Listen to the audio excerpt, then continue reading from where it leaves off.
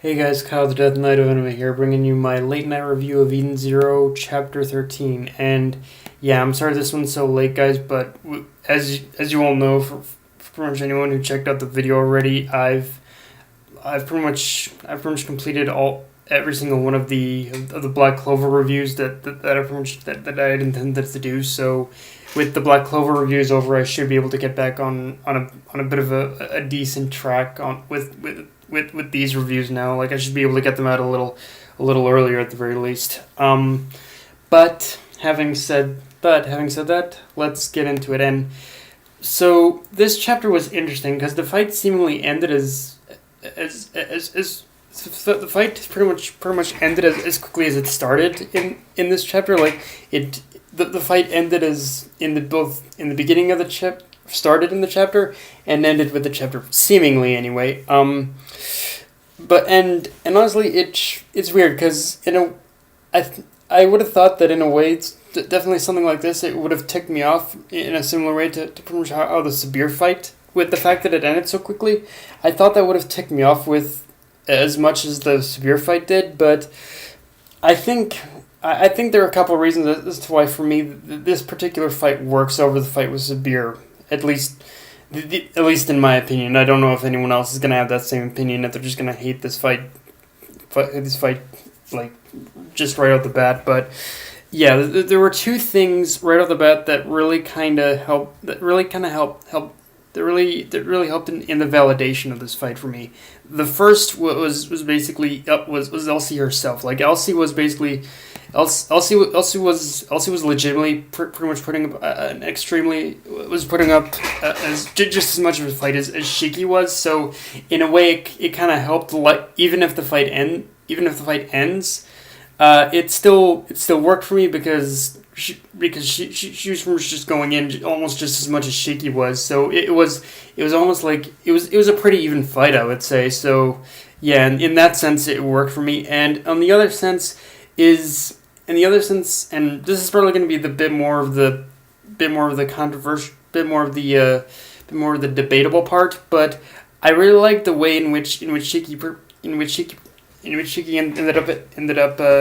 ended up attaining the power that he needed in order to defeat Elsie, because seemingly, again, in order to defeat her, because while not perfect, we definitely had some build up to it as it ended up coming from Shiki pretty much thinking back to the time of his training, of the training he went through with pretty much the Devil Kings. And so in that sense, I think it works at least just enough where I can definitely at least validate it more.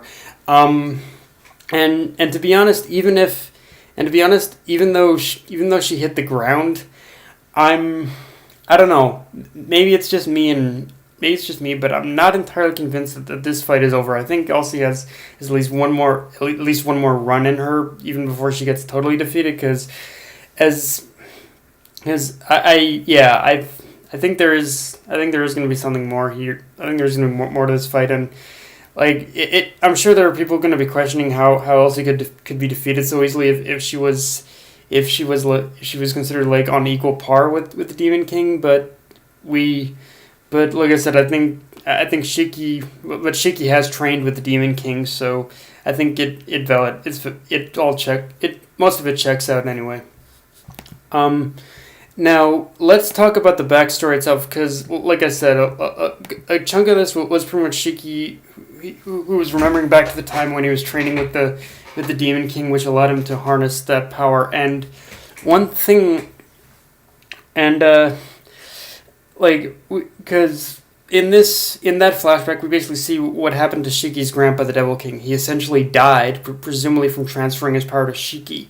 Now, I don't want to get my hopes up because Mashima has done us wrong before, but if what he said about how he treats death in all of his series is anything to go off of, it appears we might, at the very least, I don't think we're going to get as many death fake outs as we did in Fairy Tail, but again, I don't want to toot my own horn yet and have it come back to bite me in the ass, but that's just kind of, that's, if Mashima is willing to kill off a character pretty much so as if Machima's willing to kill off a character pretty much this early in this series, then I think we're going to be on a bit of an okay track in terms of in terms of whether or not we're going to get any full death fake outs. In fact, I think if we do get any, it's going to be extremely minimal. I think, but like I said, I don't want to toot my own horn yet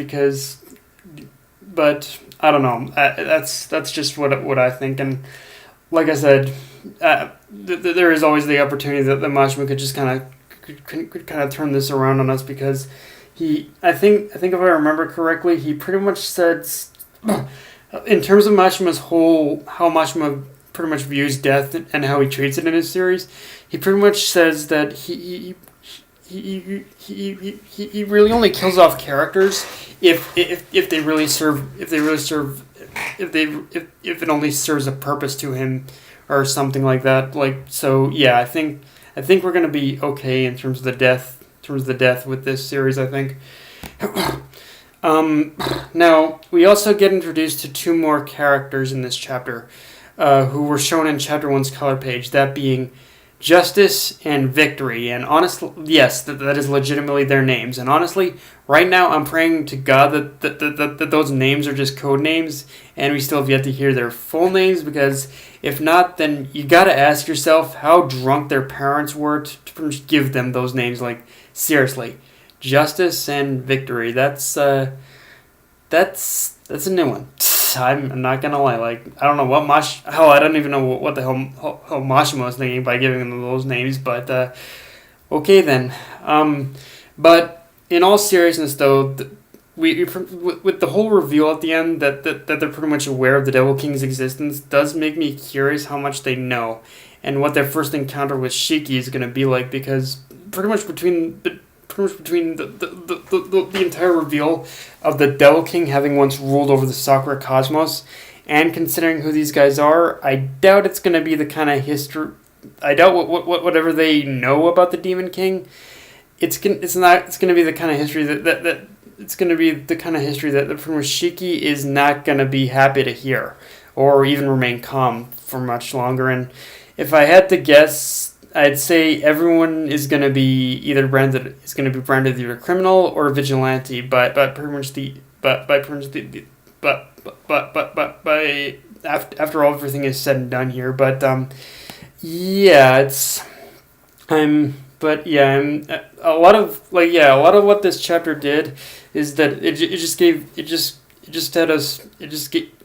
had me even more curious as to what the Demon King's about and what his history is and whatnot. So yeah, it should be interesting.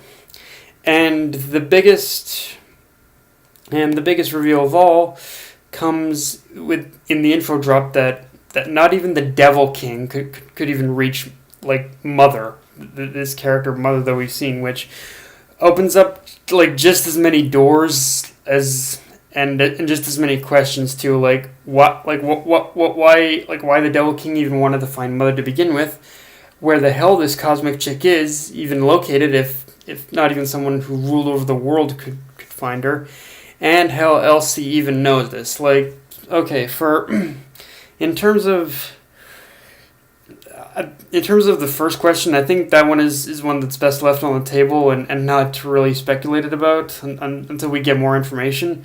But as far as where Mother is now, I think we can safely assume she's pretty much somewhere like somewhere in even in a completely other galaxy or something like that. Like, I think in order to find Mother, I think this is gonna take them out.